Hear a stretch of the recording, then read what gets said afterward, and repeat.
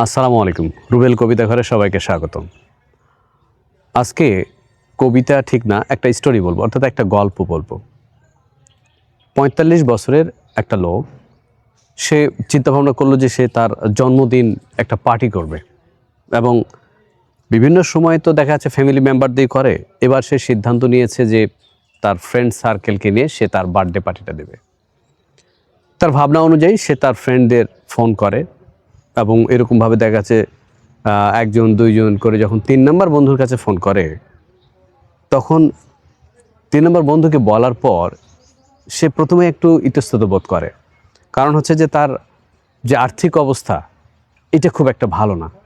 কারণ একটা পার্টিতে যদি যায় তাহলে তার পোশাক-আশাক থেকে শুরু করে অনেক কিছু ব্যাপার আছে, যেটার সামর্থ্য তার ছিল না। তো যেহেতু বন্ধু এবার বন্ধুদের নিয়ে করবে, খুব জোরাজুরি অবস্থা, খুবই তাকে ধরেছে এবং সে খুব যাবে না বা আসবে না এরকম করার পরও খুব কষ্টে রাজি হয়েছে যে হ্যাঁ ঠিক আছে যাবে। তো যেই ভাবনা সেই কাজ আর কি। বার্থডে পার্টি যেদিন শুরু হবে সেদিন বন্ধুরা মোটামুটি সবাই উপস্থিত এবং যে ৩ নাম্বার যে ফোন করছিল, অর্থাৎ যে বন্ধুটার আর্থিক অবস্থা খারাপ, সেও তখন সকাল সকাল গিয়ে হাজির আর কি।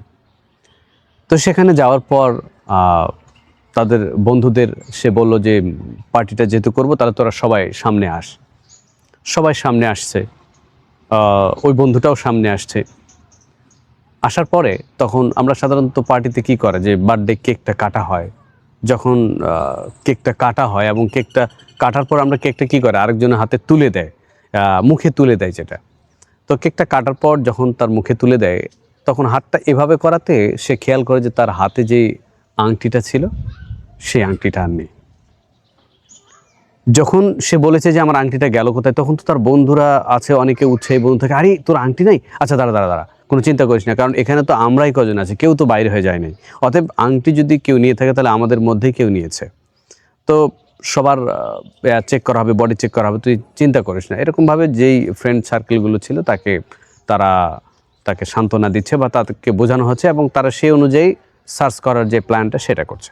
এবং একজনকে প্রথম অবস্থায় সার্চ করা হয়, তৃতীয় করা হয়, তৃতীয় জনকে করা হয়। কিন্তু যেই ওই বন্ধুর কাছে যায়, যেই বন্ধুটা একদম নিরীহ ছিল, আর্থিক দিক দিয়ে যে অসচ্ছল ছিল, তখন সে আগেই তার পকেটে হাত দিয়ে বলে যে না, আমি আমার পকেটটা কখনোই সার্চ করতে দেব না। যখনই সে বলেছে যে পকেটটা সার্চ করতে দেবে না, তখন প্রত্যেকটা বন্ধুর চোখ যেটা, মানে মেন টার্গেট তখন তার দিকে, যে নিশ্চিত এই সেই আংটিটা নিয়েছে, বিধায় সে পকেটটা চেক করতে দেবে না। এটা বলার পরে তখন বন্ধুরা তাকে যা ইচ্ছে তাই ছোট লোক, বাটপার, চোর, অনেক কিছু বলে গালিগালাজ করে।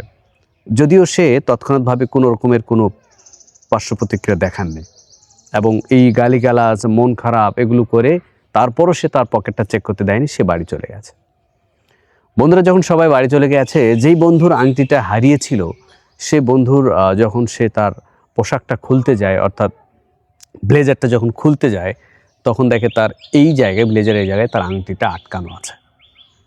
যখন তার আংটিটা সে দেখতে পায়, সে তখন ভাবে যে আরে আমার বন্ধুকে আমি এতটা গালি দিয়েছি, এটার জন্য এত কথা বলেছি। তখন সে তার বন্ধুর বাড়িতে চলে যায় পরের দিনই।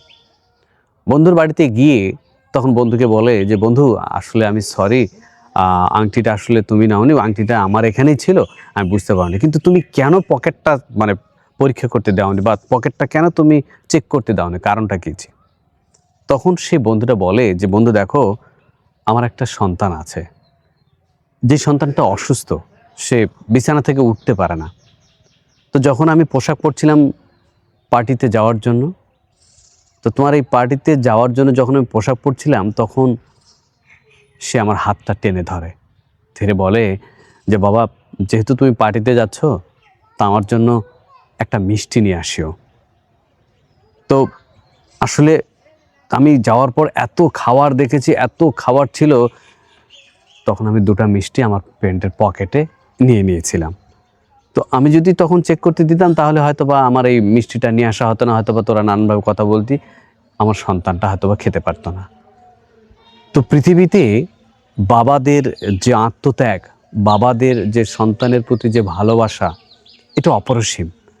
পৃথিবীর যে কোনো কিছুর বিনিময়ে হলেও বাবারা চায় সন্তানকে ভালো রাখতে। প্রত্যেকটা বাবা মাই চায় সন্তানের ভালো রাখতে, সন্তানকে যেন দুধে ভাতে রাখতে পারে। সে হয়তোবা কতটা কষ্ট করলো, সে হয়তোবা কী করলো সেটা ম্যাটার না, কিন্তু তার সন্তানরা যেন ভালো থাকে সেই জন্য সে চেষ্টা করে। এই গল্পটার থেকেই বোঝা যায় যে আসলে বাবারা সত্যি এক একটা বট গাছ। ভালো থাকবেন সবাই। আর গল্পটা যদি ভালো লাগে তাহলে অবশ্যই এই ফেসবুক পেজটাকে ফলো দিয়ে দেবেন। আর যদি আপনি ইউটিউবে দেখে থাকেন তাহলে অবশ্যই চ্যানেলটাকে সাবস্ক্রাইব করে দেবেন, লাইক করবেন, শেয়ার করবেন এবং কমেন্ট করবেন আর লাইক দেবেন।